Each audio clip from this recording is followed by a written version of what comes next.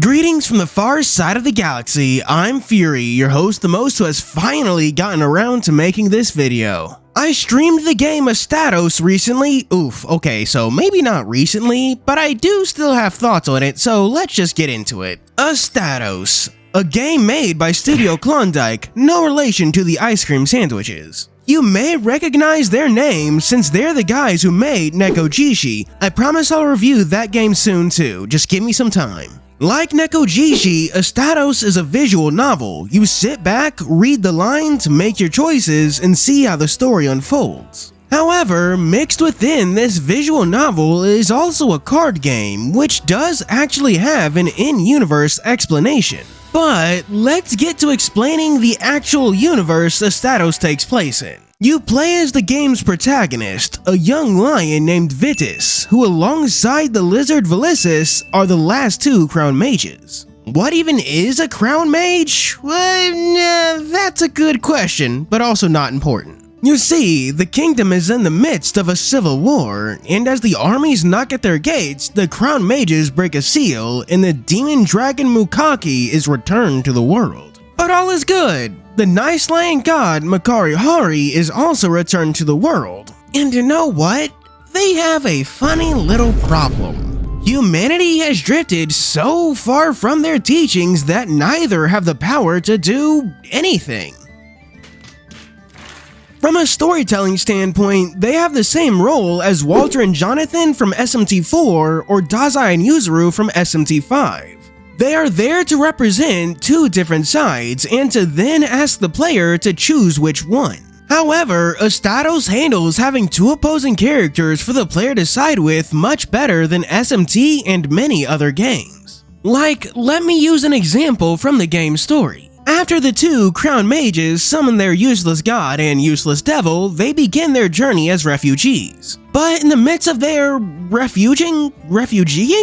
Oof, that's a hard one. They're attacked by bandits. Thankfully, the gods decide that they should shamelessly rip off Fate's Day Night and summon some heroes from the past to save the day.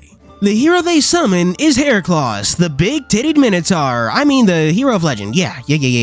That's where the two useless gods come in and what Astatos succeeds at. Whenever Vitis needs to make a decision, as the protagonist of visual novels often do, you're left to listen to Makari Hari and Mukaki argue back and forth. It's why I compared this game to Shin Megami Tensei. It's the whole law and chaos shtick, but done so much better.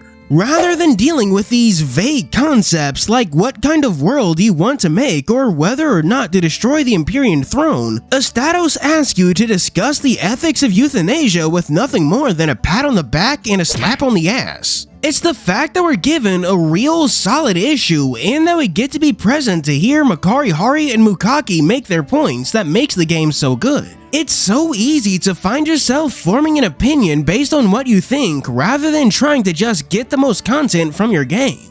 Like getting back to the situation with the refugees. Makari Hari says play defensively and Mukaki says go on the attack. Both are equally valid options and both could end up putting the refugees in danger, but not every decision resolves the same way. Sometimes you're forced to decide the fate of a bunch of children, whether or not an army suffers a crushing defeat. But how are Vitis and Valisis supposed to decide what to do?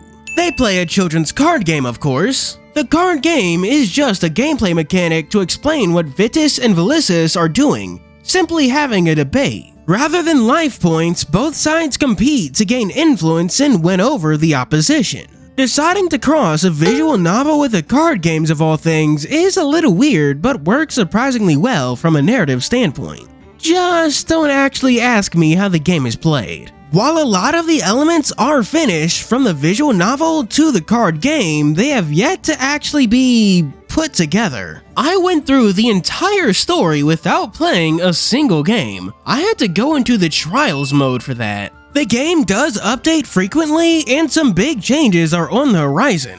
It not only features the card game being implemented into the story, but more sprites and backgrounds to give the visual novel a more complete feel. I find Astatos to be a very interesting product because of that. Like, there's this single-player main quest that I described to you, but there's also this whole online mechanic. You can play against other people, collect coins, and even buy new skins for your cards. That stuff's already in the game. It's fascinating to see a visual novel, which is this single-player kind of genre mixed with what's essentially a furry master duel. Or well, a furrier master duel. Yu-Gi-Oh! Still has the fur hires. If you really enjoyed the card game, you can buy a physical version of it, but I didn't really play the card game that much, so I'm just going to insert a clever transition here so I can get to the game's writing. Wait, I wasn't supposed to read that part of the script. I'll make this quick. Please like and subscribe, donate to my Ko-fi and Patreon, and be sure to tune in to my live streams on Mondays and Fridays. The game is broken down into chapters, and sadly, only chapter 1 of the story is finished, with more to come later. But within these chapters are these smaller episodes that make up the overarching narrative. These scenarios have varying lengths, with the shortest among them taking you about 2 to 4 hours to get through. And each of these episodes focuses on one of the heroes that Vitis and Valisis summon. Hope Dies Last focuses on Krokos, the big-tittied snow leopard. Pro Bono Publico focuses on Zermes, the big-tittied cheetah. In a sweet and fitting way focuses on Heracloss, the big-tittied bull. And the Art of Benevolence focuses on Cercles, the... hang on, gotta check something. Yeah, alright, the big-tittied bear. There's also a neat system similar to Social Links or Confidants if you started with Persona 5, where you can get some one-on-one time with the characters. You spend points you collect throughout the story during intermissions where you get the chance to learn more about the various characters. And this doesn't just include the heroes you summon, it can be side characters from the episodes or even the gods themselves. The entire world of Astatos has a ye olde Roman aesthetic to it, as you may have guessed from the names I'm probably pronouncing wrong. The driving force for the episodes is the governor of Areniopolis, Sulpicus, who asked Vitis and Valisis to help his city as the civil war knocks at their gates. And these tasks start out simple enough, from catching a rogue mage with Krokos to helping the war effort with Heracloss. However, things very quickly begin to get more and more complex. A simple request to help the refugee population turns into fixing a church that has lost their way, which then turns into helping them set up a fundraiser so the nobility can give them the money they need. And that's not even the episode with the highest stakes. Small decisions on whether or not you tell someone something or listen to what someone said decide whether or not a lot of people die. What is perhaps even better is that the game remembers your choices. You can't load a save and undo what you don't like. However, that also comes with a trade-off of literally not being able to see some of the story. I get why Studio Klondike chose to make it permanent. It adds weight and gravitas to every choice, knowing that you can't go back on them. But at the same time, you can't see any alternate routes because you're locked out of those choices. You can get around this by making a new account and basically borrowing the game from yourself, but like, I can barely be bothered to feed myself. I ain't doing that. It's a real shame that I can't see the other routes because this game is backed up by some phenomenal writing.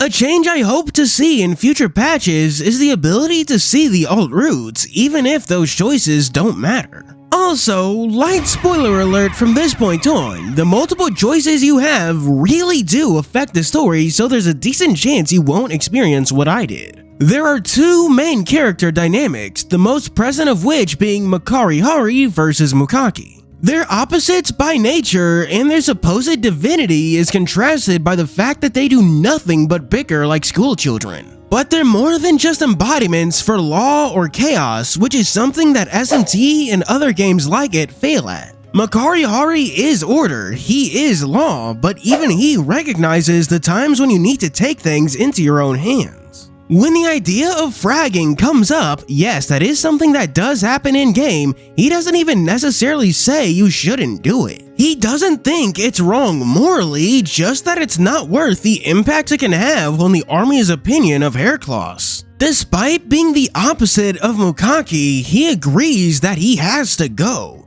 he just disagrees on the methods. And then there are times when Makari Hari agrees with assassination and Mukaki is the one to voice his concerns. And the second dynamic between the main characters is that between Vitis and Velisis, the game's protagonist and deuteragonist. It's explored most in the episode Pro Bono Publico, which deals with the nature of trust. Towards the end, Vitis is basically written out of the story, and we, alongside our protagonist, become uninvolved with the final act. The summoned heroes that should be on our side are explicitly told to keep us in the dark by the deuteragonist Velisis. It was such a fresh experience to essentially see an NPC take control of the narrative and resolve things entirely out of our view. Despite having the third act suddenly go from dealing with the corrupt officials to dealing with your friends work surprisingly well. And that's because both of those threads tie back into a single overarching theme: trust. Sulpicius put his trust in the officials only for it to be misplaced because they were corrupt. And now Vitis is forced to place his trust in Velisis and those heroes, and he's unsure whether or not it's misplaced. The rift that forms between Vitis and Velisis is foreboding because it sets up potential conflict to be explored later in depth to Vitis' character. Even Zermes takes note of the blooming changes in the one who's supposed to be the boring crown mage. But speaking of Zermes, let's get into the summoned hero's role in the story. I already mentioned how each of these episodes focus on one of them. It's a good way to let us get to know these characters' personalities in full despite the relatively large cast. The first of the heroes is Krokos, who's the resident magician. In the world of Astatos, magic has become less and less common, but Krokos stumbles upon an enclave where it still exists. Seeing the usually stuffy Krokos kind of break out of his shell once he finds camaraderie sheds new light on his character.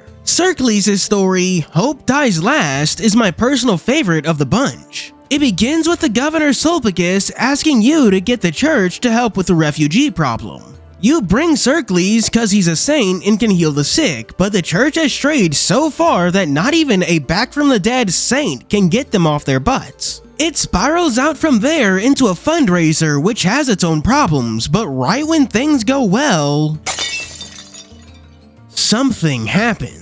Circles is usually so wishy-washy and subservient, preferring to be acting from the background on your orders. But at the end of the episode, we see him plant his feet firmly and take a staunch stance. It's wonderful. The next episode, Pro Bono Publico, is weird, likely because Zermes is different from all the rest. We don't necessarily learn anything about him that we don't already know. He's a lovable rogue type character like Sinbad or Han Solo who's always in control of the situation. Zermes remains inscrutable, acting as a gentle guiding hand to get the protagonist and even the side characters to do what he wants. Zermes' role is to teach Vitis a lesson and to get him reacting in ways he usually doesn't. And finally, in a sweet and fitting way is, it's a lot. It's intense as fuck from the get-go, and it's easily my second favorite of the episodes. You have no idea how many will live,